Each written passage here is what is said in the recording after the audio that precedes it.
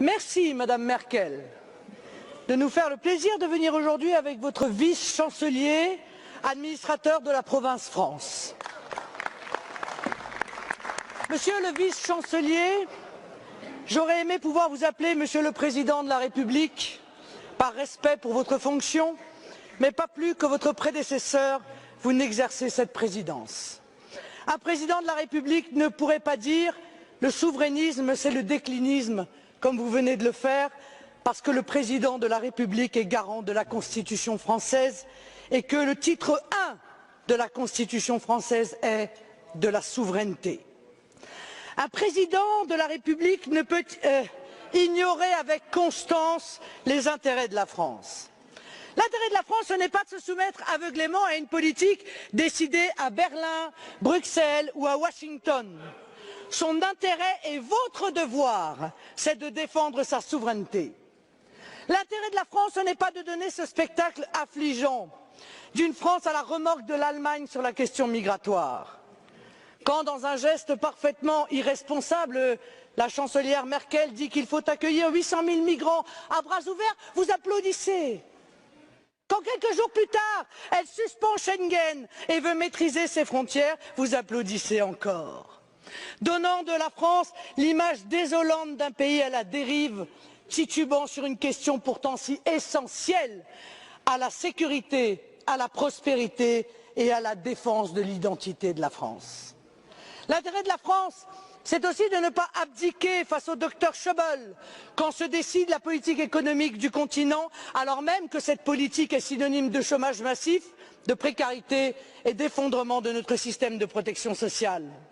C'est au contraire de résister et d'empêcher la Grèce, les autres pays du sud de l'Europe, puis la France, de s'engluer dans une spirale austéritaire sans fin, dans le seul objectif de sauver l'euro et le modèle économique allemand de bas salaire.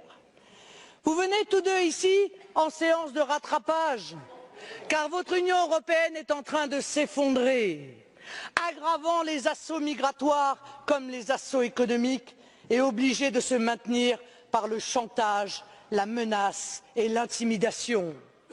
Votre modèle, c'est la vassalisation aux États-Unis, l'austérité, la concurrence déloyale, la surveillance massive des citoyens, le dumping social, la submersion migratoire. Je porte un autre modèle qui rassemble aujourd'hui les peuples d'Europe, celui de l'indépendance, de l'Europe des nations dans un monde multipolaire, du protectionnisme intelligent, eh oui, des libertés individuelles, de la défense de notre sécurité et de nos identités par l'arrêt total de l'immigration de masse. Ah, certains résumeront en disant que je suis l'anti-Merkel, j'en accepte l'augure. Je ne vous reconnais pas en effet, Madame, le droit de disposer de nous dans une tentative absurde d'une domination allemande de l'Europe. La défense des intérêts allemands ne justifie pas la vassalisation des autres peuples d'Europe. Je suis dans cet hémicycle la voix des Européens libres, de nos peuples souverains qui se détournent de l'Union européenne parce qu'ils ont soif de nation. Je suis la représentante du peuple français qui se détourne de vous, Monsieur Hollande, comme il s'est détourné hier de Monsieur Sarkozy parce qu'il a soif de France.